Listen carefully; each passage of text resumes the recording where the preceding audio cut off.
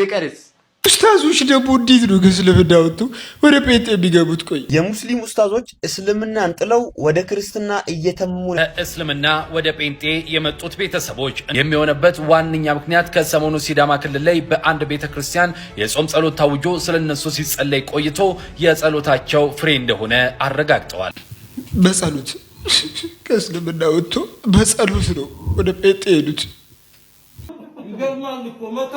አሁን የመንገድ ላይ ስበካው አልሆን ሲል በጸሎት ሆኗል ነገሩ። በጸሎት ከሆነማ እኔና አንቺ ማንቀርም። አዑዙ ቢላሂ ሚነሽ ሸይጣን ረጂም። ኢሉሚናቲ ገብተህ 2 ሚሊዮን ብር ከተቀበልክ በኋላ በብሩ መስጂድ ስታሰራበት አንተ እንዴት ያለ መልካም ሰው አንተ እንዴት ትረብቻለህ? በጣም የሚገርም ነገር እባክህ አስተላብ በጣም አንተ እንደዚህ ምንድነው? አንተ ከነሱ 2 ሚሊዮን ብር ተቀበለ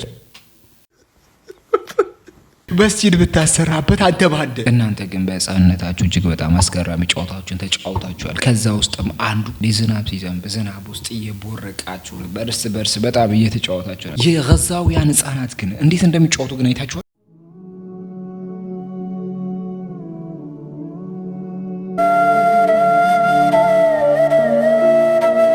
እጅግ በጣም ነው ልብ የሚነካው። በእንደዚህ አይነት መልኩ ነው እንግዲህ እየተጫወቱ ያሉት። ሬሳ እንዴት መሸከም እንዳለባቸው እያወሩ ነው። አንድ የጋዛ ልጅ ሲጠየቅ ወደፊት ምን መሆን ትፈልጋለህ ሲባል እኔ እኮ ወደፊት ምንም መሆን አልፈልግም ይላል። ለምን ሲባል እኔ እኮ አላድግም ብሎ የመለሰለት ቃል ከዓለም ህዝብ ውስጥ የማይወጣ ቃል ነው። የጋዛ ልጆች እንደዛ እንግዲህ ሬሳ ለመቅበር እየተለማመዱ ነው። የሀገራችንስ እንዴት ነው?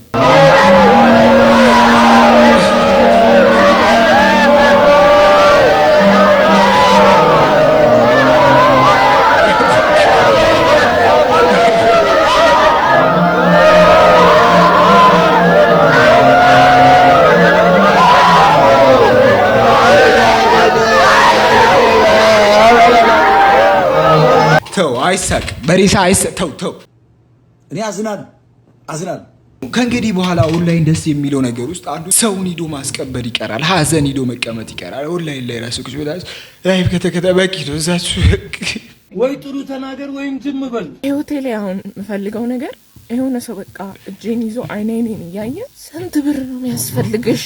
ስንት እናስገባ? በካሽ ነው ወይስ በትራንስፈር? አቢሲኒያ ነው ንግድ ባንክ? እህታችን ችግር ላይ ነው ያለችው፣ ድረሱላት። እኔ ፓወር ባንክ አለኝ፣ የፓወር ባንክ አካውንትሽን አስቀምጪልኝ እና በሱ ላስገባልሽ። የሙስሊም ሴቶች ራሱ በ2 እና በ3 ቦታ ተከፍለው ይታያሉ። አንደኛዋ እንደዚህ አይነቷ ሲሆን አንደኞቹ ደግሞ እስኪ ተመልከቷት፣ ይገርማችኋል። ለጓደኞቿና ለቤተሰቧ የምትሰጠው ቦታ ልዩ ነው። ለወላጆቿ እንደ ልጅ ብቻ ሳይሆን ጓደኛቸውም ናት። ልቧ በፍቅር ያምናል። ለሰዎች የምትሰጠው አክብሮት፣ አላስፈላጊ ቃላት ለተናገሯት ሰዎች እንኳን መልሷ ትትናና ትትና ብቻ ነው። ብዙ የሚመኛት ወንድ ቢኖርም ሊያገኛት የሚችለው ግን አንድ እድለኛ የሆነ ወንድ ብቻ ነው። ሄደችበት ሁሉ ስለ ጓደኞቿ፣ ስለ ቤተሰቧ መልካም ነገር ታወራለች። እስቲ እንደዚህ አይነት ሴቶች አንዴ ጠጋ በሉ። አረ ሂደለታ ነገሩ በጸሎት ሆኗል። በቃ በጸሎት ዘመን ተቀይሯል፣ ጊዜ ተቀይሯል። ሰላም አለይኩም ወራህመቱላሂ ወበረካ። እንዴት ናችሁ? ተጠፋፋና ምንድነው? አንቺ ግን እውነት እንደዚህ መጥፋት አለው? ይሄው የፋብልጭ ብትንብ የምታየኝ ስላለው ነው። ስራ፣ ትምህርት፣ ሁሉ ሰላም፣ ቤተሰብ፣ አያትህ፣ አክስትህ፣ የአጎትህ ልጅ፣ የአያትህ ልጅ ልጅስ እንዴት ናት? Are you serious right now, bro? እንኳን አይደለም መስለም ጠንቋይ በሆን ማንም አይመለከተውም። ምክንያቱም የኔን ህይወት ማስኬድም ማስቆም የምችለው እኔ ነኝ። ምክንያቱም መጀመሪያ እንደዛ መጠጥ ቤት ለመጠጥ ቤት ስዞር 5-6 ሰዓት ጠጥቼ ስገባ ከብዙ ወንድ ጓደኞቼ ጋር የትም ቦታ ሄጄ ስመጣ ምንም ተብዬ ማላቅ ልጅ ልክ እስልምና ላይ ገብቼ ሂጃብ ማድረግና ቀሚስ አድርጌ መሰተር ስጀምር ማመሻዋ ልጅ አለማምሸት ስጀምር ከጓደኞቼ ምናምን ተራርቄ የራሴን ህይወት ስጀምር ጥፋት ሆኖ ታየ ማለት በዚህ ቻለም ላይ እጅግ በጣም የሚያስገርማችሁ ነገር መልካም ነገር በሙሉ ይጠላል። እኔ እንዴት እንደሆነ ብቻ አትጠጣ አትስከር ከተባለ ችግር ነው። አትዝለል ከተባለም የስፔን ብሔራዊ ቡድን ትላንት ወይም በቀደም የተመለከታችሁ ሰዎች ታውቃላችሁ ሙስሊሞች አይጨፍሩም አይዘሉም ብሎ ሙስሊሞች ላይ እያፌዙ ነበር። ያንን ነገርም ወደ ኋላ እንመለከተዋለን። ለምን እንደሆነ ብቻ አይገባን። ነብዩ መሐመድ ሰላም በሳቸው ላይ ይሁን ምን ይላሉ መሰላችሁ? ሰዎችን በብልሃት ውደዱ ይላሉ። ያ ማለት ሰዎችን ስትወዱ ገደቦች ሊኖራችሁ ይገባል። ዝም ብላችሁ ጮቅ ብላችሁ አትገቡ። እንደገና በጣም ወደው ፓሴጅ ቅዱስ ቁርአን ላይ ኃጢአታችሁን ለሌሎች ሰዎች መናገር በራሱ ኃጢአት ነው ይላል። which means የራሳችሁን ነገር በራሳችሁና በፈጣሪ መሃል ላይ ጨርሱት። ለሌሎች ሰዎች አጣችሁ ጉዳያችሁን ሁሉ መናገር የለባችሁም። እና ሙስሊሞኝ ሳይሆን ግን በጣም የምስማማበት ጥቅስ ስለሆነ አንዳንዶቹ ደግሞ ሙስሊም መስለው የሚያስተላልፉት መልእክት እጅግ በጣም ያስገርማል። ጥያቄ ከመለስክልኝ ወደ እስልምና ይመለሳለሁ። አልጠየቅኩሽም። ምን እንድትመለሽ አይደለም ጥያቄ። ሙስሊም ነበርሽ ወይ? አሁን ስለ አርካነ እስላም ምናምን ልጠይቀኝ ማንም የሚያውቀው ማለት ነው። እኔ ከጎግል ላይ ማምጥቼ እኮ ልነግርህ እችላለሁ። ለምንድን ነው የጅል ጥያቄ የምትጠይቁት? አልጠይቀውም። እሺ ሙስሊም ነበርሽ ወይ? ያ አዎ ነበርኩ። ሙስሊም ነበርሽ? እሺ ሶላት አልጀናዛ ይውላ እሺ አይደለሁም። በቃ እሺ ልበልህ። እሺ አይደለሁም ክርስቲያን ነኝ ልበልህ። እሺ ክርስቲያን ነኝ ልበልህ። እሺ ግን ጥያቄ እሺ ለምን ታውሻለሽ? አያሻታል ቀደም በመጽሐፍ ቅዱስ ይዛት ሲመለስላት ጊዜ አይ ክርስቲያን አይደለሁም ማለት ምንድነሽ? ሙርተድ ነኝ። እሺ ሙርተድ ከሆንሽ ስለ አርካኑ ሶላት ልጠይቀኝ ነው። አልጠይቅሽም። አርካኑ ሶላት አልጀናዛ ስንት ነው ስላት በቃ ሙስሊም አይደለም።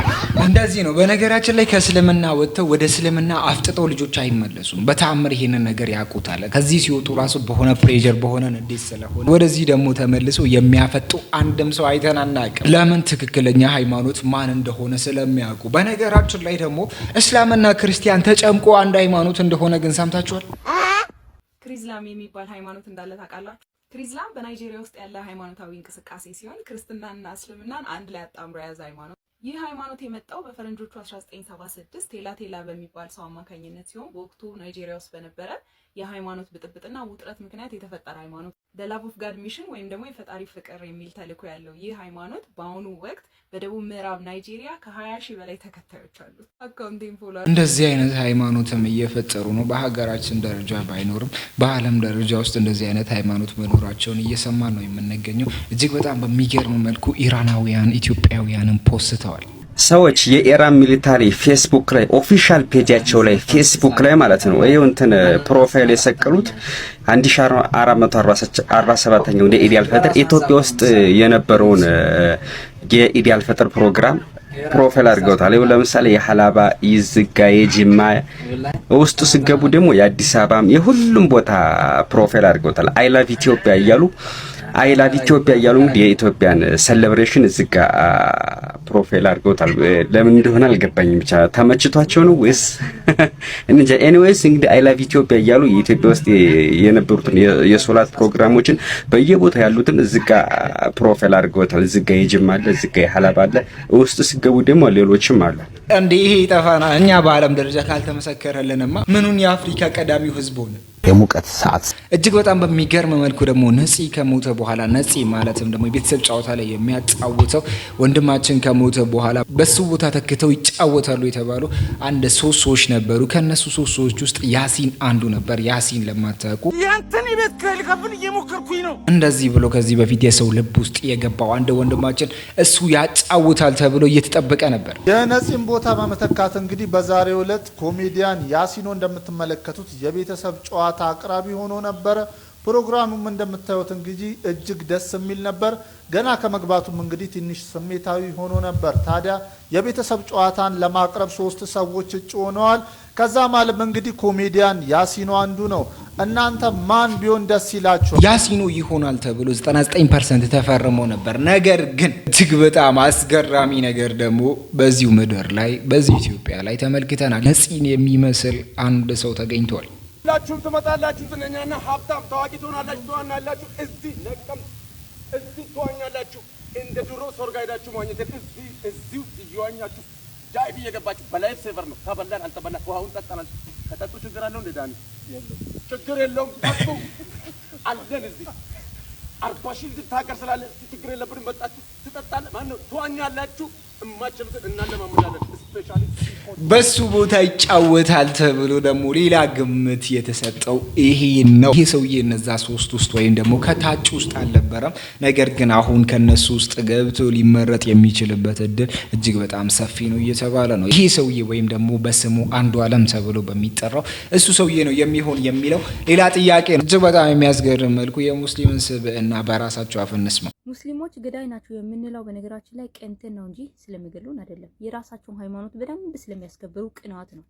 የራሳቸው ቁርአናቸውን ስለማያስነኩ፣ የራሳቸውን ነብያቸውን ስለማያስነኩ ስለሚያስከብሩ የቅናት መንፈስ ነው ገዳይ ናቸው እንድንል የሚያደርገው እንጂ ስለሚገሉን አይደለም። በሀገራችን በኢትዮጵያ ታሪክ የተኛው ሙስሊም ነው ክርስቲያንን በክርስትናው ገሎ ያሳየን የለም። ወሬ ብቻ ይኸው ጨዋ ነኝ ያላችሁ መጽሐፍ ቅዱሳችን የብስኩት መስጫ ወረቀት አድርጋችሁ ቁጭ አላችሁ። ከዚህ አይሻልም? እንደ ሙስሊሞች የራሳቸውን ሃይማኖት አስከብሮ ገዳይ መባለት የእውነት ማለት ነው። በአሁኑ ሰዓት የራሱን ሃይማኖት ያስከበረ ጀግና ማህበረሰብ ሙስሊም ብቻ ነው። ኦኬ ሙስሊም ብቻ ነው። እናንተ ምን ላይ ናችሁ? ጴንጤው ቢባል ዘይት መስጠት ላይ፣ ሶፍት መስጠት ላይ፣ እግዚአብሔር ብር ላክ ብሎኛል በማለት ላይ ነው። ኦርቶዶክሱ በል አቡነ አራ ድንግል አፈር መስጠት ላይ ነው ጉዳዩ። ኦኬ የላችሁ ሙስሊሙና እስቲ አንድ ጊዜ አይደለም ሙስሊም ቁርአን መንካት ይቅርና መዝሙር የዘቢት ተዘመረ የራሱን ሃይማኖት የሚያስከብር እስከ ጥግ ድረስ አድርጎ ያሳያል። ከዛን ገዳይ ነው ያልካንተ ትንጨረጨራለህ። የምድር ቅዠታም ማለት ነው። ከዚህ በላይ ህመም አለ። የራሱ ቤት አሁን ይሄን እኮ ይሄ ሱቅ በነገራችን ላይ ይሄ ጮርናቆ በመጽሐፍ ቅዱስ የተሸጠው ሱቅ እርግጠኛው የምነግራችሁ ነገር የሙስሊም ሱቅ አይደለም። አሰርግጬ ነው የምነግራችሁ። ነገ ሲወጣ ታዩታላችሁ። እንግዲህ መስቀል አንገቱ ላይ የለበሰ ሰው ነው ወንጌል የሰበኩልኝ ብሎ ይልሃል። በዚህ በጥቅስ ያደረኩኝ ለህዝቡ ይሰጣለሁ ወንጌል እንዲዳረስ ብሎ ይልሃል። የኛው ቅዠታ ማለት ነው።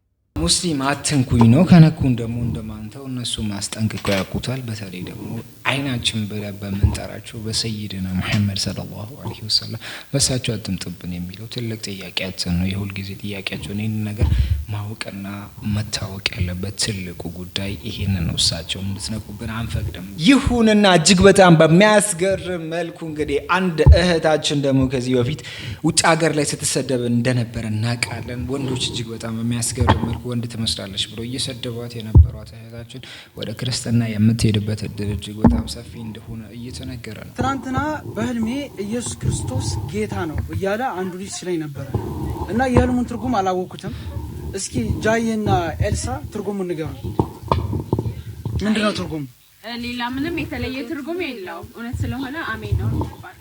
እሺ እናንተስ ምን ትላላችሁ? ትርጉሙ ምንድነው? ማለት ግራ ስለገባኝ ትናንትና ነው በህልሜ ያየሁት። እናንተ ይሁንና እቺ ልጅ አናዷት እንደዚህ አይነት ቃላትን እንድታወራ እያደረጉ ነው። እጅግ በጣም በሚያስገርም መልኩ አንዳንድ ወንዶች እንደዚህ ሲሏት ነበር።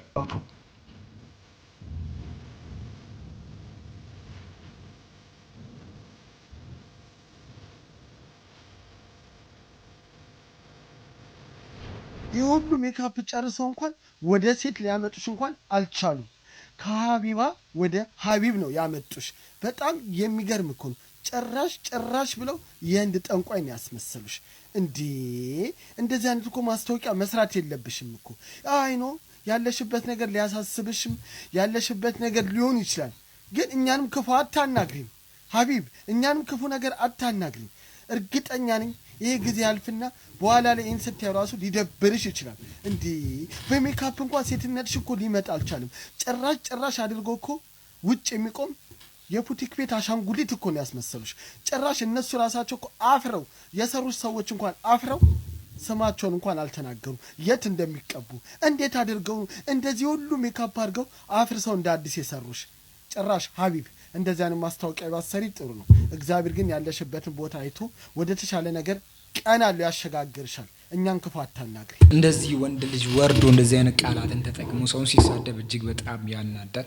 ነገር ግን ሀቢባ አላህ ሱብሓነሁ ወተዓላ እሷ ፈልጋ አይደለም፣ ድምጿም ቢሆንም ደግሞ የራሷ መልክ ቢሆንም ፈልጋ አይደለም እንደዚህ እንደሆነች። ወንዱላ አሁን ቡና እየቀዳ ማውራት ብቻ ነው የቀረው። እንደዚህ ብሎ የምትናገሩ እንደዚህ ብላችሁ የምታስቡና የምትናገሩ ሰዎች ልታፍሩ ይገባል፣ በራሳችሁ ልታፍሩ ይገባል። ነገር ግን ይሄ ሰው ደግሞ ተመልሶ ይቅርታ ጠይቋል። እኔ የሰው ልጅ ነኝ። በማንኛውም ተፈጥሮ ነገር አላሾፈም። ትላንትና የሰራሁት በሀቢባ ላይ በተቀባችሁ ሜካፕ እንጂ እሷን ለመናገር አይደለም። እስቲ እናንተ ወንድ ከሆናችሁ በዚህ እንስማማ። እቺ እህታችን ዱባይ ሄዳ አላህ በሰጣት ማንነት እንኳን ስራ አጥታ ተንከራታለች። ከዛ በኋላ ደግሞ ወደ ኢትዮጵያ መጣለች። አሁን ያለችበት ሁኔታ ጥሩ እንዳልሆነ ሁላችሁም ታውቃላችሁ። ሙስሊሞችም እህት ወንድሞች እንዳላችሁ እናውቃለን። ክርስቲያኖችንም ስታሞግስ ብዙ ጊዜ ሰምቻታለሁ። እስቲ እናንተ ልብ ካላችሁ አካውንቷን ፈልገን የሆነ ነገር እንድከፍት ብር እናዋጣላት። እዚህ ኮሜንት ላይ የመጣ አይባልም። እኔ ማንንም በጣም ንጹህና አዛኝ ልብ ነው ያለኝ። በማንንም አልቀልድም። እስቲ አካውንቷን አምጡና እንርዳት። እስቲ ሁላችሁ ሼር ኮፒ ሊንክ አድርጉና እሷን ለመርዳት ዝግጁ ሆናችሁ ከታች ኦኬ ያላችሁ ሼር ኮፒ ሊንክ አድርጋችሁ አድርሶላትና እሷን እስቲ እናደራጃት። አላህ በሰጣት ማንነቷ መስራት አቅቷት ተሳስራ ቁጭ ብላለች። እስቲ ለዚች እህታችን እንድረስላት። ከንፈር መምጠጥ ዋጋ የለው። እኔ ተቀባችሁ ሜካፕ ነው። እሷን ፈጽሞ ማርያምን አልተናገርኳት። ግዛቱላ ባንሰድባትም ወይም ደግሞ ዝም ብንልም ትልቅ ነገር ነው። እባካችሁ እንደዚህ የምታወሩና የምታስቡ ሰዎች ዝምታችሁ ወርቅ ነው። ዝምታችሁ ይሻላችኋል። አላህ እንደዚህ አይነት ዜና ከመስማት አላህ ይሰውረን። አላህ ትዕግስቱንም ይስጠን። ከ9,000 በላይ ፍልስጤማውያን በእስራኤል እስር ቤት ውስጥ ታጉረው ይገኛሉ። በእርግጥ ያሉበት አህዋል ከሞት አይተናነስም። ሞት ለነሱ እረፍት ሊሆን ይችላል። አሁን ካሉበት አህዋል በተለይ ህፃናቶች ይደፈራሉ። ወንድ ህፃናቶች፣ በርካታ ሺህ ፍልስጤማውያን ህፃናቶች በእስራኤል ወታደሮች ተደፍረዋል። በጋራ ሆነው መጥተው ደፍሯቸው ይሄዳሉ። በስለት እንደፈለጉ ነው የሚጫወቱባቸው።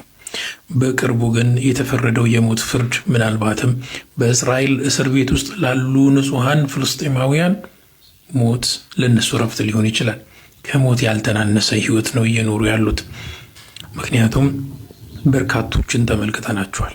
እንደ አጋጣሚ ከእስር ሲወጡ ራሳቸውን አያውቁም፣ ቤተሰቦቻቸውን አያውቁም፣ ጤናቸው ሙሉ ለሙሉ ታውቋል። ታዲያ ከዚህ ሞት አይሻልም? ያሉበት አህዋል ክፉ ነው። እነሱ ግን ሞት ፈርደውባቸዋል። ከሞት ያልተናነሰ ህይወት ፈርደውባቸዋል። አላህ ሱብሓነሁ ወተዓላ ፍርዱን ይፍረድ። በቃችሁ ይበላቸው። የአላህ ትዕግስቱ መጨረሻውን አላህ ያሳየን። ሰላሙ አለይኩም ወረሕመቱላህ ወበረካቱ። ብዙ አውርተናል፣ ብዙ ተነግሯል። ዓለም በሁላ ይሄንን ነገር ያወራል። አረቦች ግን ለምን አስበው ዝም እንደሚሉ አናውቅም።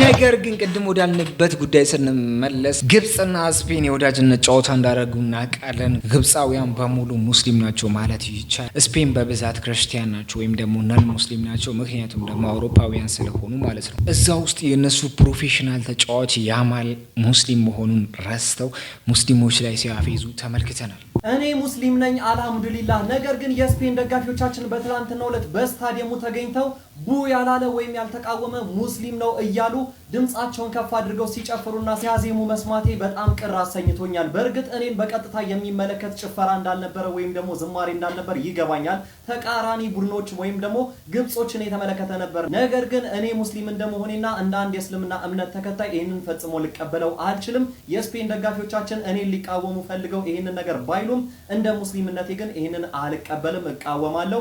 የስፔን ደጋፊዎች በእርግጥ ሁሉም ይህንን ዝማሬ ሲያሰሙ እንዳልነበረ ይገባኛል። ነገር ግን ቡ ያላለ ወይም ተቃውሞን ያላሰማ ሙስሊም ነው በማለት ሙስሊም ላይ ያተኮረና እምነት ላይ ያተኮረ ጸያፍ ዝማሬ ማሰማታቸውን ይህንን ፈጽሞ አልቀበለውም። እግር ኳስ የምንጠቀምበት ለመልካም፣ ለሰላም፣ ለፍቅር እንጂ ለእንደዚህ አይነት ነገር ፈጽሞ መሆን የለበትም በማለት ተቃውሞውን አሰምቷል። ላሚን ያማል አክሎም እንግዲህ ከትናንትናው የስፔንና የግብጽ የወዳጅነት ጨዋታ በኋላ ተቃውሞውን በኢንስታግራም ገጹ ላይ ሲገልጽ እንዲህ ነበር ያለው። በስታዲየሞች ውስጥ ሃይማኖት ላይ ያተኮረ እንደዚህ አይነት ዘረኝነት የተሞላበትን ድጋፍ ፈጽሞ አልቀበለውም፣ ልቀበለውም አልችልም። ይሄ ዘረኝነትና ኢግኖራንት የሆነ ወይም ደግሞ ስለሌሎቹ አለመጨነቅና ለሌሎቹ ክብር አለመስጠት ነው። እግር ኳስ ፍቅርና አንድነት ነው። አክሎም ሐሳቡን ሲገልጽ እግር ኳስ የምንከባበርበት የምንዋደድበት እንጂ ሌሎቹን ክብር የምናሳጣበት በተለይም ደግሞ አንድን ሃይማኖት አንስተን እሱን የምናጠቃበት ፈጽሞ ሊሆን አይገባም። ነገር ግን እኛን ለመደገፍና በስነ ስርዓትም ሲደግፉ ለነበሩ በስቴዲየሙ ለተገኙ ለመላው የስፔን ደጋፊዎች አክብሮቴንና ምስጋናዬን ማቅረብ እፈልጋለሁ በማለት ሐሳቡን ቋጭቷል። ላሚን ያማል እንግዲህ ከትላንትናው ምሽት የስፔንና የግብጽ የወዳጅነት ጨዋታ በኋላ በስቴዲየሙ በተፈጠረው እጅግ አሳፋሪ ደጋፊዎች ተግባር ይህንን ሐሳቡን ገልጿል። እናንተስ በላሚን ያማል ሐሳብ ላይ ምን ትላላችሁ? ሐሳብ አስተያየታችሁን ኮሜንት ሴክሽን ላይ አጋሩኝ። እንደነዚህ ፈጣን እግር ኳሳዊ መረጃዎችን በቀጣይም ለማግኘት የፕላስ ምልክቷን በመንካት የሜዳ ስፖርት ቤተሰብ እግር ኳስ እጅግ በጣም ብዙ ነገርን እያስመለከተችን ነው። ያማል ያደረገው ነገር ዓለም በሁላ እየተነጋገረበት ነው። እጅግ በጣም በሚያስገርም መልኩ ደግሞ የእስራኤል ተጫዋቾች በለው ጋይስ እስራኤላውያኖች አሁንም በእግር ኳሱ ላይ ከፍተኛ ተቃውሞን እያስተናገዱ ይገኛሉ። በአውሮፓ ዋንጫ የማጣሪያ ጨዋታ ከ21 ዓመት በታች ማለት ነው ቦስኒያ ኤንድ ሄርጎቮኒያ ከእስራኤል ያደረጉት ጨዋታ ላይ ነበር ይሄ ሞመንት የተፈጠረው። ላስረዳችሁ። እንደምትመለከቱት ጨዋታው ሊጀምር በሚልበት ሰዓት ላይ የተለመደውን ሁለት የብሔራዊ ቡድን ተጫዋቾች ሰላምታ ይሰጣጣሉ። በዛ ሰዓት ነበር የቦስኒያ ተጫዋቾች ለእስራኤላውያን ተጫዋቾች እንግዲህ ሰላምታ ሳይሰጡ ሲያልፉ የተመለከት ነው። እንደዚህ ማለት ነው ኦልሞስት ሲጨብጧቸው አልተመለከትንም ነበር። በነገራችን ላይ የእስራኤል ብሔራዊ ቡድን በዩኤፋ እንዲሁም ደግሞ በፊፋ ለመታገዷ የበርካቶችን ትኩረት እየወሰደ ይገኛል። ምክንያቱም እንደሚታወቀው ራሽያ እንግዲህ ከዩክሬን ጋር ጦርነት በጀመረችበት ሰዓት ላይ ራሽያ በፊፋ ውድድሮች እንዲሁም ደግሞ በዩኤፋ ውድድሮች ክለቦቻቸውን ጨምሮ እንዲታገዱ ተደርጓል። ነገር ግን አሁንም የእስራኤል ብሔራዊ ቡድን እንግዲህ በኤውሮፓ ዋንጫ ውድድሮች ላይ ሲሳተፍ እንመለከታለን። በዓለም ዋንጫ ኳሊፋይንግ ውድድሮችም ላይ ሲጫወት ተመልክተናል። እንዲሁም ደግሞ ቡድኖቻቸው በሻምፒየንስ ሊግ እና በኤውሮፓ ሊግ ሲሳተፉም እየተመለከትን ነው በቅርብ ዓመታትና ይሄን ሞመንት የማይወዱ በርካታ የእግር ኳስ ቤተሰቦች አሉ። እስኪ እናንተስ ምን ታስባላችሁ? ኤስ ተግባር ልክ ነው ብላችሁ ትገምታላችሁ? ኮሜንት ሴክሽን ላይ ሐሳባችሁን ጻፉልኝ። የፕላስ ምልክቷን እየነካችሁ ፎሎ አድርጉ። ኮፒ ሊንክ በደንብ ይደረግ፣ ሪፖስት ይደረግ፣ ሼር ማድረጋችሁን አትርሱ።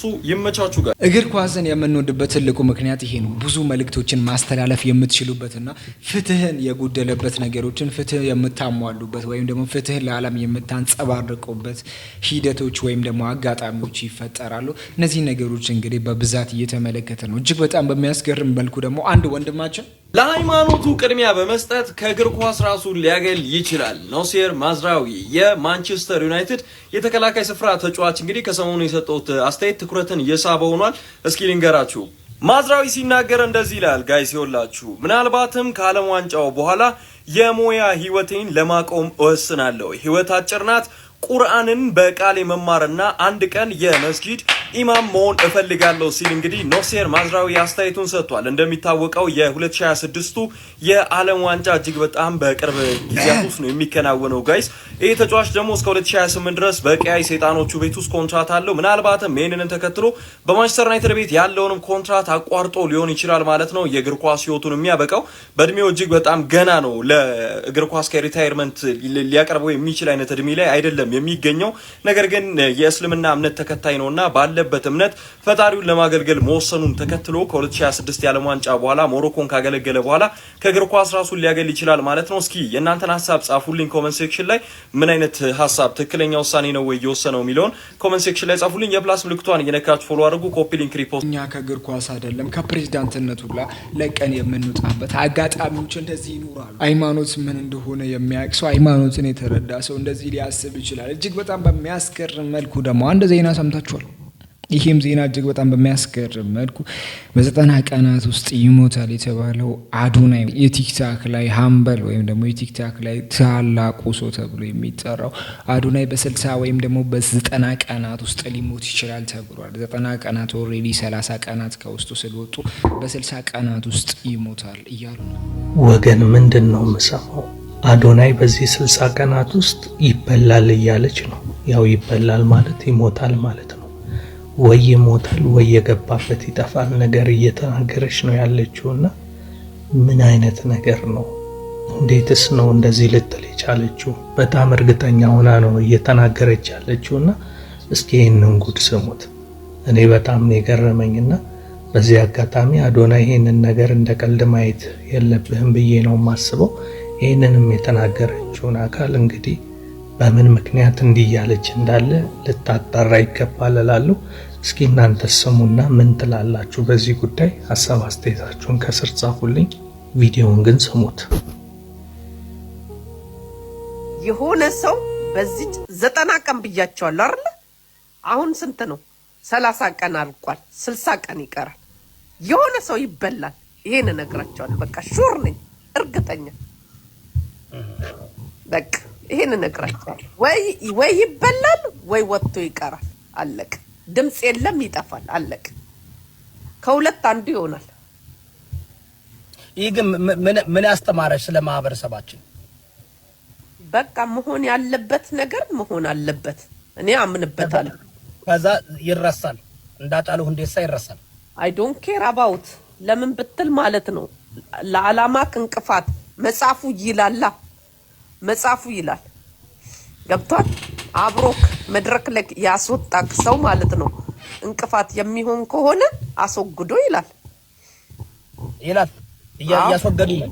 ስለዚህ አሁን እንቅፋት ይሆናሉ። ምክንያቱም ወደ ግራ ነው ወደ ቀኝ ነው አሁን ለምሳሌ ይኸውልህ ዮዳብ ለዓላማዬ የሚያሰጋኝ ሰው ካለ አስወግጄ ከማለፍ ወደ ኋላ አልልም። ያን ዓላማዬ ሹር ከሆንኩኝ ማለት ነው። እሱም ኢትዮጵያ ውስጥ ከሆንኩኝ እኔ አሁን ለምሳሌ ባለስልጣን ነኝ ልበል።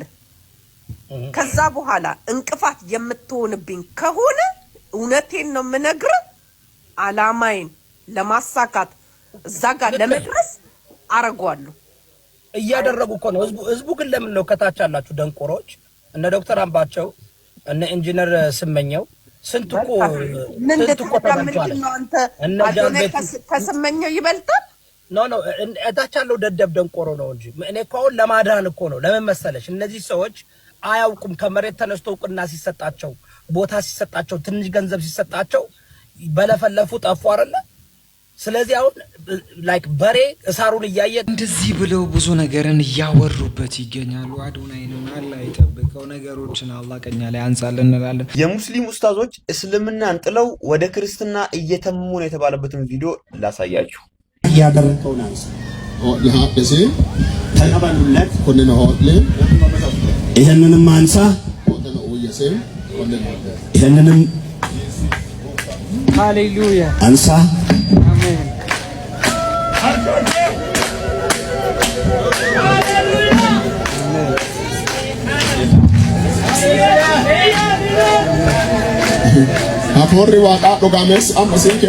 ስለዚህ ቪዲዮ እንደዚሁም ስለ ሰውየው በቂ የሆነ መረጃ ይዤላችሁ መጥቻለሁ። ከዛ በፊት ግን አካውንታችን ሻዶ ባን ውስጥ ስለሆነ እየፖስትኳቸው ያሉ ቪዲዮዎች እየወረዱ ስለሆነ በደንብ አድርጋችሁ ኮፒ ሊንክ፣ ሼር እንደዚሁም ዲዩት አድርጋችሁ ለመላው ሙስሊም አድርሱልኝ ማለት ነው። ሰውየው አጥናፉ ሐንቃሎ ይባላል። ከዚህ በፊት አንፎርቹኔትሊ ዘማሪ ነው ሰውየው። አስቡት እንግዲህ ዘማሪ የነበረን ሰው ነው። አሁን ሙስሊሞች ወደ ጌታ እየተመሙ ነው፣ ሙስሊሞች በአደባባይ ኢማማቸውን ጀለቢያቸውን አውልቀው ወደ ጌታ እየመጡ ነው እየተባለን ድቤ እየተመታብን ያለ ነው ማለት ነው። ይህ ሰውዬ አጥናፉ ሐንቃሎ ወይንም ጳውሎስ ይባላል ማለት ነው። መኖሪያውም ሲዳማ ክልል እዛው ነው። በዛው ነው እንግዲህ ህዝብን በመረጃ ማሳመን ያቃታቸው እነዚህ ወራዶች መድረክ ላይ ይዘው በመውጣት እንግዲህ ጀለቢያ በማልበስ እንደዚሁም ደግሞ ኢማማን በመጠምጠም ኮፊያን በማድረግ አምጥተው ከዛ በኋላ አይ ጌታን ተቀብሏል ያሉት ማለት ነው። በነገራችን ላይ ይሄ የቀረ ሳይኮሎጂ የቀረ ሳይኳቸው ስቲል ሃክ እንደተደረገው ነው ያሉት እነዚህ ሰዎች ማለት ነው። ምክንያቱም አንድ ሰው ይሄን እምነት ይቅርብኝ ይሄን እምነት ተጠይፈዋለሁ ብሎ ወደ ሌላ እምነት ሲሄድ እንዴት ነው የእምነቱ መገለጫ የሆኑትን አልባሳት ለብሶ ወደ መድረክ የሚወጣው ማለት ነው። ሰዎች በዚህ ልክ ማስተዋል ያቃታቸው ደደቦች ናቸው። እናንተ ደግሞ ይሄን ቪዲዮ በደንብ አድርጋችሁ ኮፒ ሊንክ አድርጉ፣ ሐቁ ይውጣ። ለዛሬ ያዝንላችሁ ፕሮግራም በዚህ ተጠናቀቀ። በቀጣይ ቪዲዮ እስከምንገናኝ አንሱር አቲ ኤኒን የሁሉ ላይክ መግበር ከይትረሲዮ